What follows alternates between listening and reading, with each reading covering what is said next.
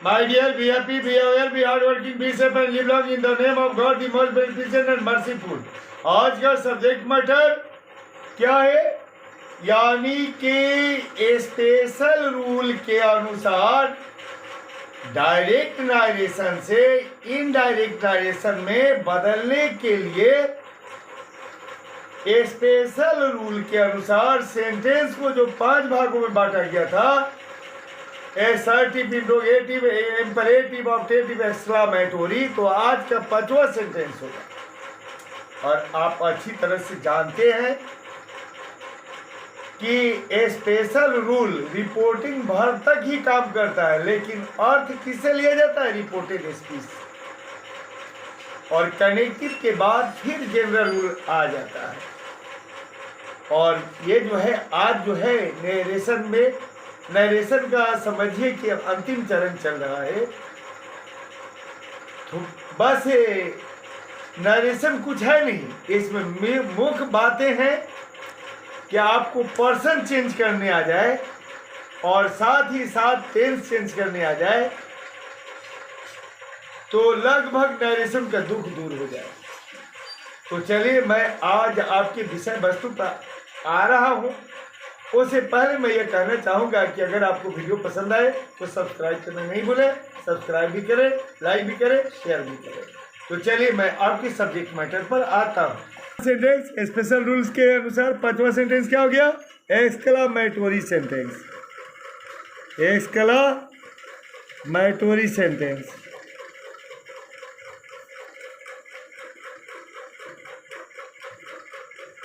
पहचान हो जाएगा क्या? एक्सक्लामेटोरी सेंटेंस। इसकी पहचान क्या होगी? देखिए, एक्सक्लामेटोरी सेंटेंस की पहचान होगी, पहचान नंबर 1, वाक्य से कहने का मतलब रिपोर्टेड स्पीच का वाक्य से क्या होगा? सुख यानी के खुशी, सुख यानी के खुशी, दुख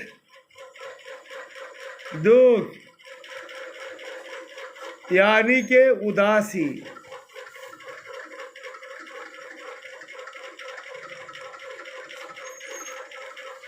आश्चर्य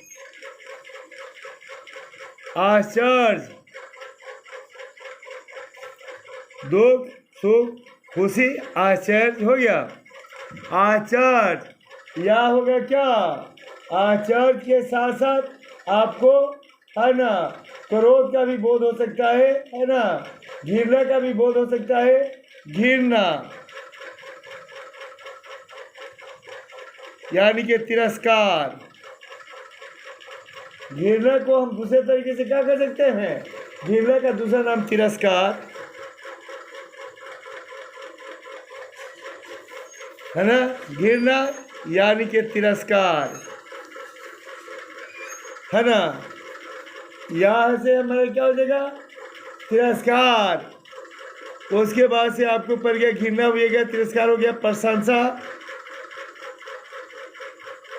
प्रशंसा हो गया है ना। और इत्यादि में से किसी है ना, इत्यादि में से किसी एक का बोध हो सकता है। इत्यादि में से किसी का बोध हो सकता है।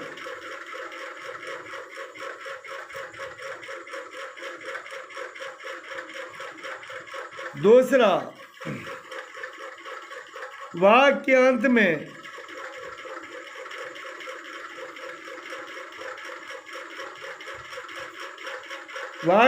में क्या होगा? वाक्य के अंत में विस्म यादि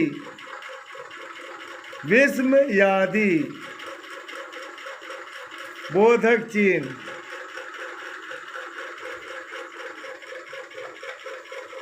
यानी कि नोट ऑफ एक्सक्लामेशन या मार्क ऑफ एक्सक्लामेशन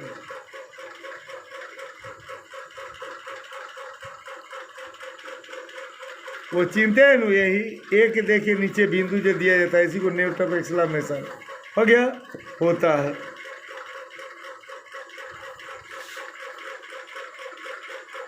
बनाने का नियम,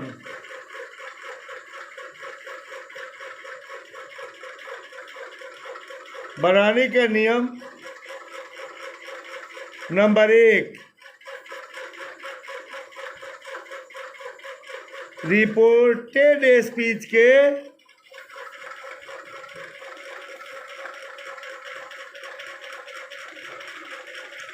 अर्थ के अनुसार, रिपोर्टेड स्पीच के अर्थ के अनुसार। चलिए तो फिर ऊपर से मैं दोहरा देता हूं आपके सब्जेक्ट मैटर को। एक्सक्लेमेटोरी सेंटेंस पहचान, वाक्य से सुख या अर्थात खुशी, दुख अर्थात उदासी, आश्चर्य आश्चर्य, घृणा यानी के तिरस्कार, प्रशंसा इत्यादि में से किसी का बोध हो सकता है। नंबर 2 में पहचान, वाक्य के अंत में विस्मयादि बोधक चिन्ह यानी कि नोट ऑफ एक्सक्लेमेशन ऐसा होता है जैसे एक के नीचे माने पॉइंट हो। बनाने का नियम नंबर 1, रिपोर्टेड स्पीच के अर्थ के अनुसार रिपोर्टिंग वर्ब को बदला जाता है। सुख या खुशी या उल्लास के लिए एक्सक्लेम विथ जॉय का प्रयोग करते हैं। दुख या उदासी या विषाद के लिए एक्सक्लेम विथ सॉरो। आश्चर्य के लिए एक्सक्लेम विथ सरप्राइज। घृणा के लिए, घृणा या तिरस्कार के लिए एक्सक्लेम विथ कॉन्टेम्प्ट। प्रशंसा के लिए एक्सक्लेम विथ अप्लाउज। अफसोस के लिए एक्सक्लेम विथ रिग्रेट का प्रयोग करते हैं। रूल नंबर 2, कॉमा और इन्वर्टेड कॉमा के स्थान पर कनेक्टिव दैट का प्रयोग करते हैं। रूल नंबर 3, खुशी के शब्द हुर्रा, दुख के शब्द अल्लास, ओह, आ इत्यादि को हटा दिया जाता है। चौथा, वाक्य को एसर्टिव सेंटेंस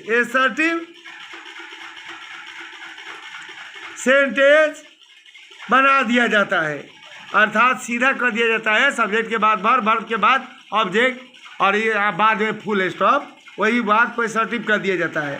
वाक्य को एसर्टिव सेंटेंस बना दिया जाता है तथा अंत में फुल स्टॉप चिन्ह कर दिया जाता है। पांचवा, व्हाट हाउ को भेरी में बदल दिया जाता है। चलिए अब बना के उदाहरण बताता हूँ। नंबर 1, एग्जाम्पल में ले लीजिए 1 में हो गया डायरेक्ट। डायरेक्ट में हो गया क्या कि he said Allah I am right. He said Allah I am right. इसका अर्थ क्या हुआ? देखिए, कोई भी ग्रामर के लिए आपको अर्थ मालूम है तभी ग्रामर बनाने में आसानी होगा। बिना अर्थ के चाहिएगा ग्रामर बनाने में तो संभव नहीं है। इसका अर्थ हो गया कि उसने कहा कि ओह यानी कि मैं या दुख प्रकट करते हुए कहा क्या कि मैं बर्बाद हो गया या मैं कुचल दिया गया हूँ, है आई एम राइट, मैं बर्बाद कर दिया गया हूँ यानी कि कुचल दिया गया हूँ। बहुत दुख की बात है कि मैं कुचल दिया गया हूँ, तो यह दुख का बोध हो रहा है। इसलिए क्या करेंगे, सेड को से रहता तो एक्सक्लेम विथ सॉरो लिखते, लेकिन सेड है तो सेड V2 है तो इसलिए इसका एक्सक्लेम का V2 करना होगा। एक्सक्लेम्ड, जब सेड V2 है तो उसके जगह पर जो एक्सक्लेम विथ आएगा तो एक्सक्लेम का भी V2 एक्सक्लेम्ड करना होगा।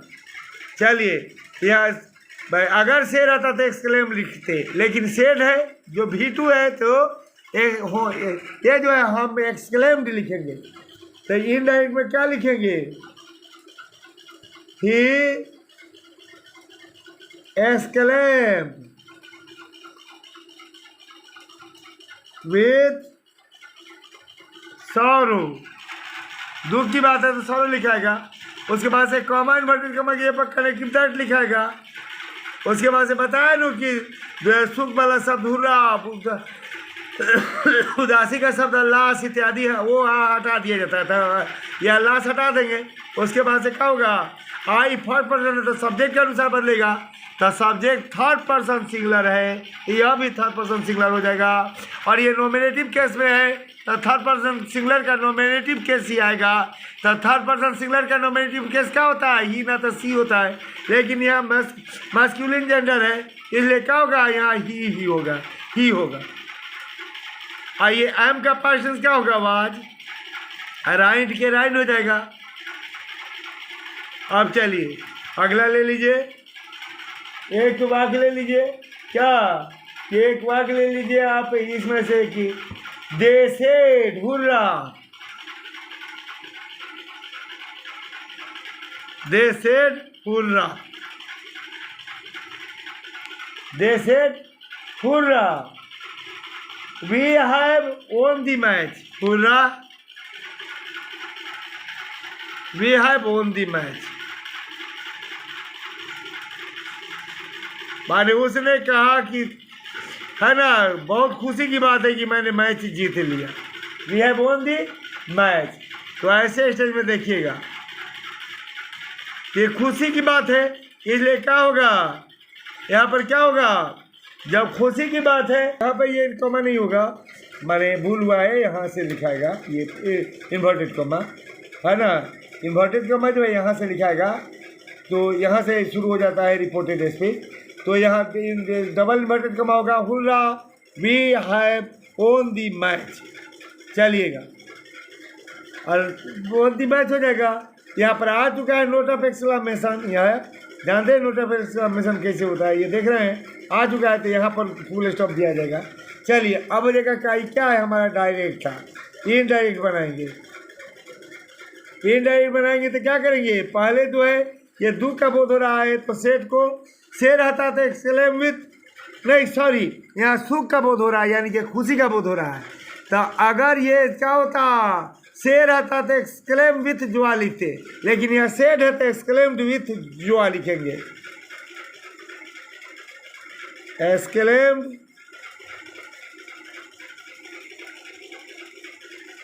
यहाँ पर हटा दे रहे हैं, यहाँ साफ है, मैंने पहले से उगा हुआ है, यहाँ पर मध्यम दिख रहा है इसलिए यहाँ हटा दे रहे हैं, इनडायरेक्ट, इनडायरेक्ट में है ना, यहाँ पर सॉरी दे है, दे सेड है क्वेश्चन में, तो पहले क्या लिखेंगे, दे के दे लिखेंगे, उसके बाद से खुशी का बोध हो रहा है तो क्या लिखेंगे, they exclaimed with, they exclaimed with joy, exclaimed with joy, exclaimed with joy, that क्या हो जाएगा, exclaimed with joy that we have won the match. तो वी फर्स्ट पर्सन प्लूरल है, तो ये सब्जेक्ट के अनुसार बदलेगा, तो सब्जेक्ट क्या है, थर्ड पर्सन प्लूरल है, यह भी थर्ड पर्सन प्लूरल हो जाएगा। और ये नॉमिनेटिव केस में है तो थर्ड पर्सन प्लूरल का नॉमिनेटिव केस ही होगा, तो थर्ड पर्सन प्लूरल का नॉमिनेटिव केस क्या होता है, दे होता है, तो यहाँ दे लिखाएगा। उसके बाद से हैव का पास्ट टेंस हैड होता है, उसके बाद से ओन दी मैच के ओन दी मैच रह जाएगा,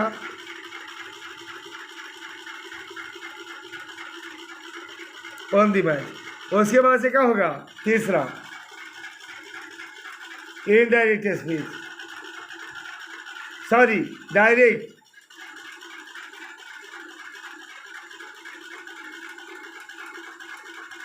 डायरेक्ट,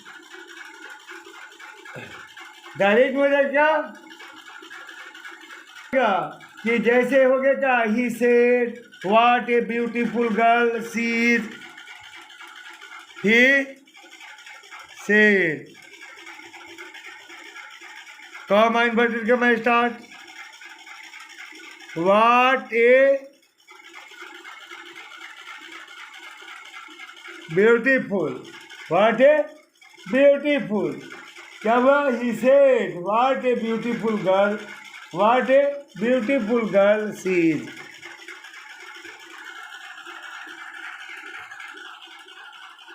गर्ल शी इज, तो देखिए यहाँ पर क्या होगा कि सबसे पहले ये यहाँ ब्यूटीफुल गर्ल जब कह रहा है तो इसे क्या चीज़ जाहिर हो रहा है जी, अच्छा से सोचे तो यहाँ पर क्या चीज़ है जाहिर हो रहा है, खुशी का।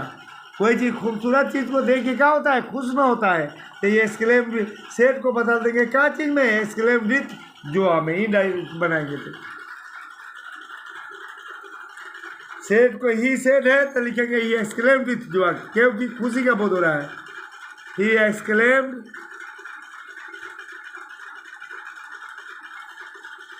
With joy. उसके बाद से कॉमा इन्वर्टेड कॉमा ये पकड़ने की दैट। उसके बाद से क्या होगा, बोले हैं कि वाट को वेरी में बदलेंगे, वाक को सीधा कर देना है। तो वाक को सीधा करने का मतलब पहले सब्जेक्ट लिखिएगा। तो सब्जेक्ट क्या है, सी है। सब्जेक्ट क्या है, सी है ना। तो यहाँ पर सब्जेक्ट क्या है, यहाँ पर सब्जेक्ट क्या है, सी है। तो सी थर्ड पर्सन सिंगुलर है, हो गया, इसलिए चेंज नहीं होगा। सी क्या है, थर्ड पर्सन सिंगुलर है जो चेंज नहीं होगा, है ना। तो यहाँ पर क्या होगा, सी के सी लिखाएगा। और इसके बाद से वाक को जब सीधा बनाना तो भर्ब चाहिए। तो भर्ब कौन है, इज है। तो इधर यहाँ सेट क्या था, V2 था जो पास्ट टेंस है, इसलिए इधर भी पास्ट टेंस करना होगा। तो इज का पास्ट टेंस वाज होगा। उसके बाद से क्या होगा, उसके बाद से बोले हैं इसको जो क्या करना है, वाट को भेरी में बदल देना है। अब वाट को भेरी में बदलेंगे, तो वाट को भेरी में बदलेंगे तब भेरी। अब उसके बाद से क्या होगा, भेरी, और जब वाट हट गया वाट को भेरी में बदल देंगे। और उसके बाद से अब रह गया क्या, ब्यूटीफुल। उसके बाद से क्या रह गया, ब्यूटीफुल गर्ल। तो ब्यूटीफुल गर्ल लिखा जाएगा वैसा ही, ब्यूटीफुल गर्ल। चलिए सब के अनुसार देखिए फुल स्टॉप दे दिया। अब एक दो उदाहरण और बता देते हैं ताकि आपका क्लियर हो जाएगा। हो गया, अब हो गया क्या कि जैसे हो गया क्या,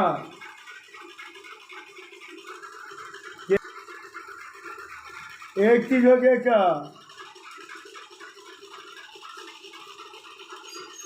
अब देखिए क्या, जैसे हो जाएगा क्या, ही सेड टू मी फूल, हो गया। तो ही सेड टू मी फूल, तो ऐसे मी फूल।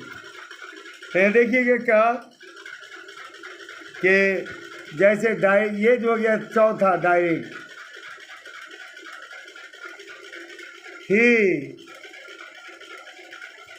सेड टू मी फूल, है ना, क्या कहा, फूल। अब ही सेड टू मी फूल। अब बताइए कि जब ही सेड टू मी फूल तो किसको फूल कहा, मुझे कहा, यानी कि ही सेड टू मी फूल, इसका मतलब मुझे कहा। इसका मतलब क्या हो जाएगा, पहले जो है ना, इसमें क्या हो जाएगा कि सबसे पहले एक साथ वाक्य ये जो है ना इनडायरेक्ट बनाएंगे। तो पहले जो है क्या है, यहाँ मूर्ख कहा है। तो अगर मुझे मूर्ख कहा है तो एक तरह का दुख है, लेकिन ऐसे शब्दों को खास करके डायरेक्ट कॉल वगैरह में ऐसे के लिए क्या किया जाता है, सेठ को कॉल में, यानी कि कहने का मतलब सेठ टू मी फूल, इसका मतलब है कि मुझे मूर्ख कह के बुलाया। तो बुलाने के लिए क्या होता है, कहीं बताए नहीं कि ग्रामर क्या होता है, अर्थ पर बनता है। तो यहाँ ही सेड टू मी फूल, इसका मतलब है कि उसने मुझे मूर्ख कह के बुलाया, इसलिए क्या होगा, से को कॉल में या सेठ को कॉल में बदल देंगे। तो ही call,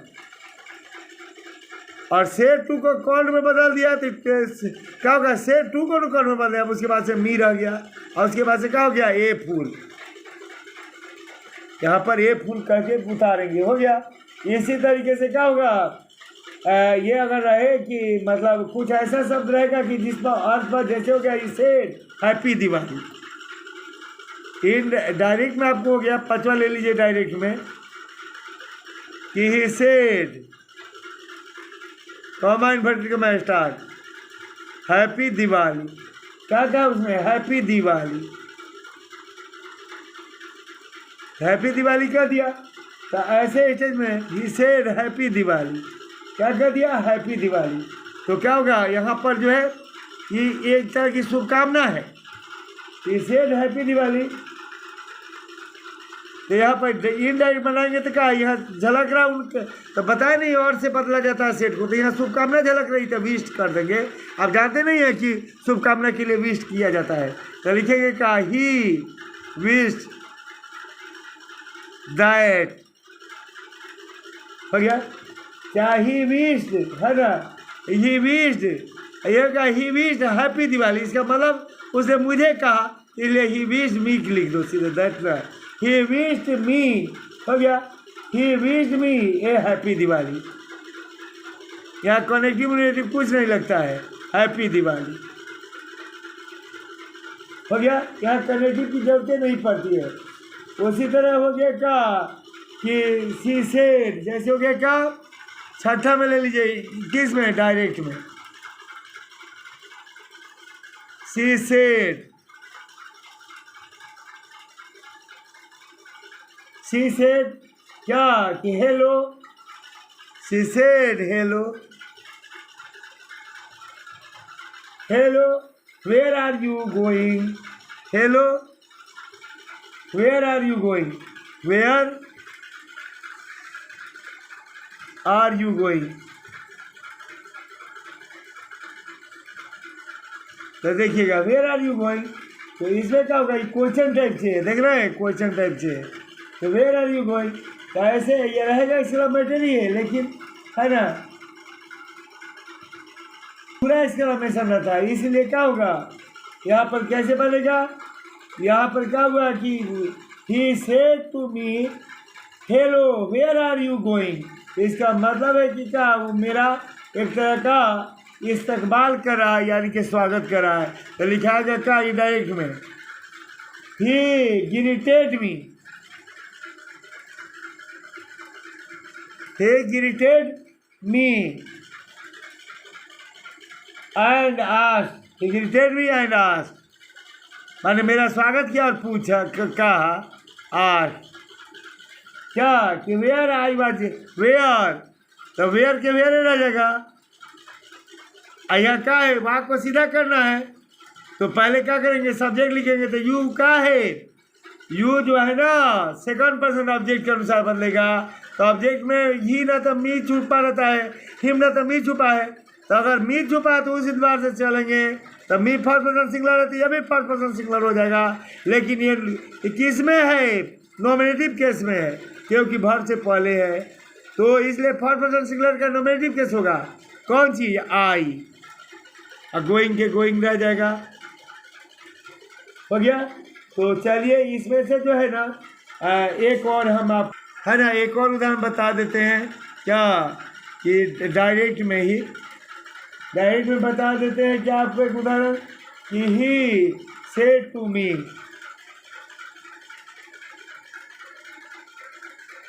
he said to me,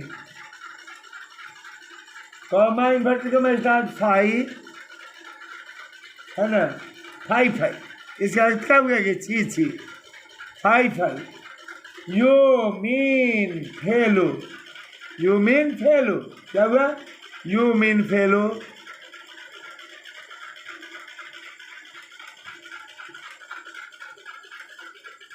you mean fellow, you have cheated मी,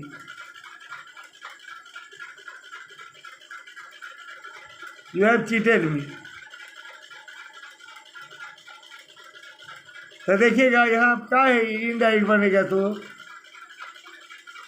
पहले लिखेगा क्या, इनडायरेक्ट बनाने में क्या लिखेगा, पहले देखिए इनडायरेक्ट में पहले लिखेगा क्या कि सबसे पहले यहाँ पर क्या होगा, सेड टू को कॉल्ड में बदलना होगा, है he called me,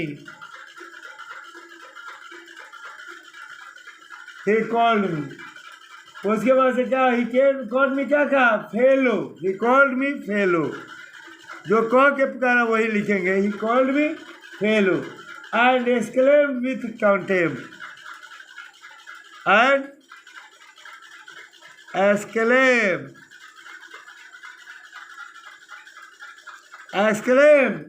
with contempt,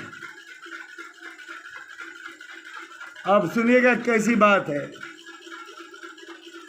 यहाँ पर मिलाइएगा। माने उसने मुझे फेलो पुकारा है ना, लेकिन यह फाई छी का मतलब क्या हुआ? घिरना। उसने पुकारा मुझे क्या? फेलो। क्या he say to me fie you mean fellow, है ना, यू मीन फेलो, है ना, यानी के यू मीन फेलो, है ना, यानी के यहाँ पर फेलो भी पुकार दिया। और उसके बाद से क्या हुआ?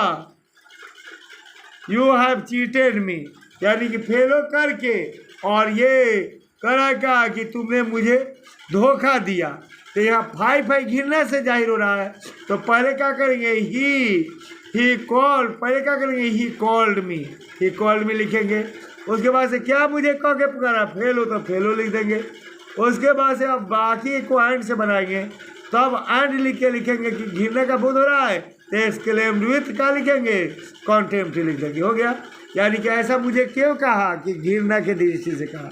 अब इसी तरीके से अब कुछ शब्द बोल दे रहे हैं, आप जो है बना लीजिएगा। जैसे हो गया क्या, कुछ ऐसे शब्द हैं कि जिनको आप चेंज कीजिएगा। जैसे वाट है ना। चलिए, कुछ ऐसे शब्द है कि अर्थ लगा के बनाइएगा तो बन ही जाएगा सब। हाँ, बन जाएगा। इस कहने का मतलब है कि खैर छोड़िए, अब इस पर बनाइए, है ना, फिर ज़रूरत के एतबार से देखा जाएगा। ठीक है, लेकिन उम्मीद है कि आपका काम इसे चल जाएगा। ठीक है, धन्यवाद।